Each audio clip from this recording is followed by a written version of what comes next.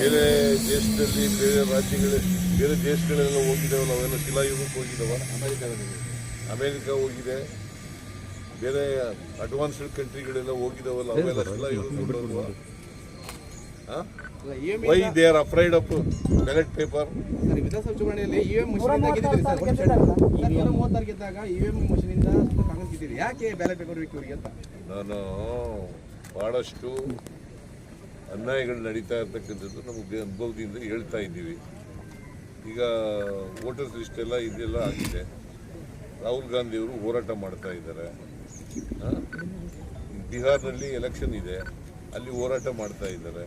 ಮಹದೇವಪುರದಲ್ಲಿ ಯಾವ ಥರ ಆಗಿದೆ ಅಂತ ಹೆಂಗೆ ಸೋತು ನಾವು ಅಂತ ಎಕ್ಸ್ಪ್ಲೇನ್ ಮಾಡಿದ್ದಾರೆ.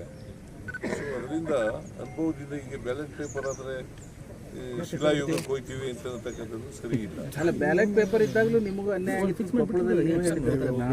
ಬ್ಯಾಲೆಟ್ ಪೇಪರ್ ಇಂದಲ್ಲ, ಅದು ಕೌಂಟಿಂಗ್ ಮಾತ್ರ.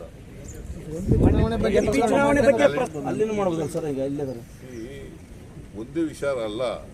ನಾನು ಮಾಡಿದ್ದದು ಯಾವ ಪಾರ್ಟಿ ವಿರುದ್ಧ ಅಲಿಗೇಷನ್ ಮಾಡಿಲ್ಲ. ನಾನು ಕೌಂಟಿಂಗ್ನಲ್ಲಿ ಕೌಂಟಿಂಗ್ ಏಜೆಂಟ್ಗಳು ಸರಿಯಾಗಿ ಮಾಡಿಲ್ಲ ಅಂತ ಕೋರ್ಟ್ಗೆ ಹೋಗಿದ್ದೆ.